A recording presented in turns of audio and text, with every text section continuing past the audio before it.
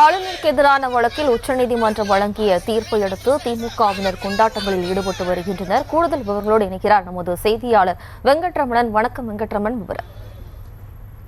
வணக்கம். தமிழ்நாடு சட்டப்பேரவையால் நிறைவேற்றப்பட்ட பல மசோதாக்களுக்கு ஒப்புதல் அளிக்காமல் ஆளுநர் RN ரவி காரணம் தாழ்த்தியது தொடர்பாக தமிழக அரசு உச்சநீதிமன்றத்தில் வழக்கு தொடங்கியது தீர்ப்பு இன்று வழங்கியிருக்கிறது.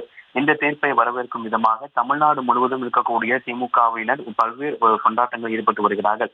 அந்தந்த மாவட்டங்களில் பட்டாசுகளை வெடித்தும் தொண்டர்களுக்கு இனிப்புகளை வழங்கும் திமுகவினர் கொண்டாடி வருகிறார்கள். குறிப்பாக உச்சநீதிமன்ற தீர்ப்பில் பேரவையில் மீண்டும் நிறைவேற்றப்பட்டு அனுப்பப்பட்ட மசோதாக்களுக்கு ஆளுநர் ஒப்புதல் அளித்திருக்க வேண்டும் எனவும் மசோதாக்களை குடியரசுத் தலைவருக்கு அனுப்பியது சட்டவிரோதம் எனவும் உச்சநீதிமன்றம் தெரிவித்திருக்கிறது.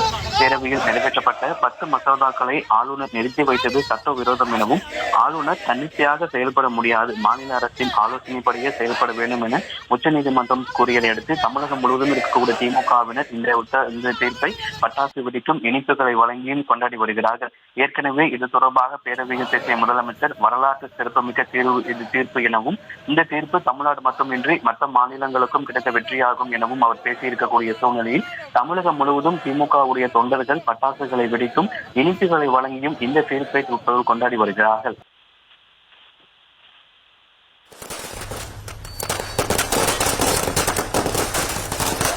தமிழகம் முழுவதும் திமுகவினர் கொண்டாட்டங்களில் ஈடுபட்டு வருகின்றனர். இது தொடர்பான விவரங்களுக்கு நன்றி வெங்கட்ரமணன்.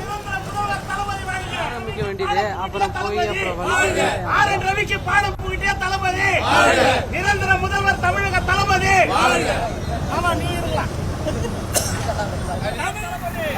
நன்றி சொல்வோம், நன்றி சொல்வோம், நன்றி சொல்வோம், நன்றி சொல்வோம், நன்றி சொல்வோம், நன்றி சொல்வோம், நன்றி சொல்வோம். உச்ச நீதிமன்றத்தின் நன்றி சொல்வோம்.